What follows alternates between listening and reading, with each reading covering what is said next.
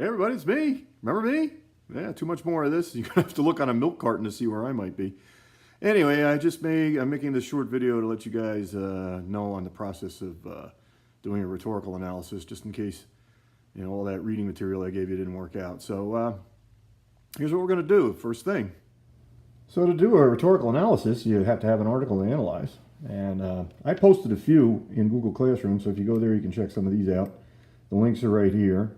Like right now, the big one is that NFL thing. So I try to look at both sides. For example, here's one that would argue that the NFL players are patriots. So if you pick that one, you'd see how the argument is made as this one. Describe the rhetorical analysis that way. You can also see that I did one on the other side. Where is it? Here we go. Trump is right. Why we stand for the flag. And again, if you chose that one, you do a rhetorical analysis on that. Here are some of my favorites. You can tell a lot of times by the headlines how people feel about something. Like, for example, the immigration, right? I mean, this is big. Here's the New York Times. And check out their headline, okay? Immigrants shouldn't have to be talented to be welcome. All right. And then for the other side, immigrant privilege drives child rape epidemic. I mean, you can't get more opposite side of the playing field than those, right? Of course, if you don't like any of those, you can try Googling your own article. Maybe find something that you might be interested in to argue against. I mean, everybody uses Google, and of course, some people don't know necessarily how to narrow down a search. But let's just say, recently Joe Girardi, he's not coming back to manage the Yankees next year. And there are different opinions about that. So let's say that you were interested in maybe finding somebody's opinion and doing a rhetorical analysis about how, they discuss the whole Girardi situation. So, I guess I just type in Joe Girardi, and he's there already because people are searching for him already.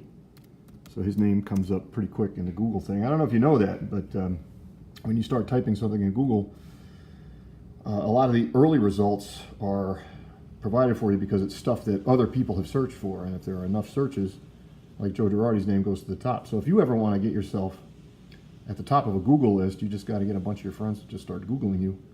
And then eventually, you'll be at the top of the list. So there's Joe Girardi, and should not leave or something like that. Let's just say, what do we got here?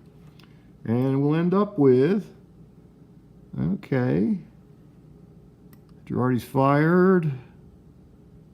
Oh, here we go. Here's one. 9 reasons the Yankees will regret Joe Girardi leaving. Okay, so this is a persuasive article. It's written by the Invisible Man, because I can't find his name. Oh, there it is. By Joe Giglio. Well, all right.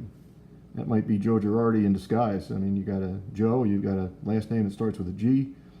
You got kind of an Italian feel to it. I'm thinking we've busted that code.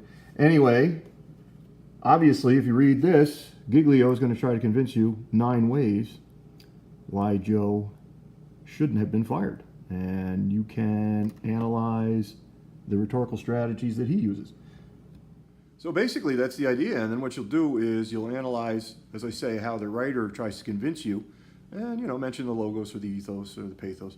And also, if you like, because this could be more fun, you'll maybe want to argue with the writer. It's kind of cool if you find somebody who disagrees with something that you hold strongly, and then not only analyze their use of rhetoric, but attack them as well, which can make for a more interesting paper and can sharpen your sarcasm skills.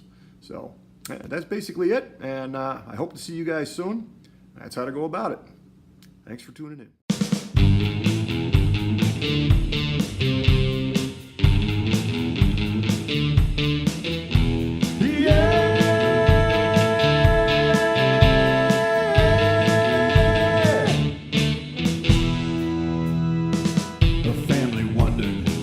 With this child, despite their lectures, she's growing up wild. No point in schooling, she just can't relate.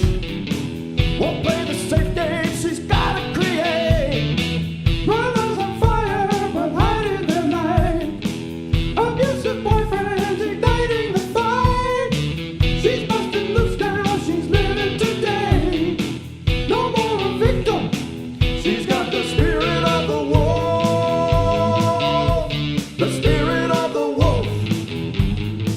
She's got the spirit of the wolf. The spirit of the wolf. Once played the housewife, but just couldn't deal. She can't be tied down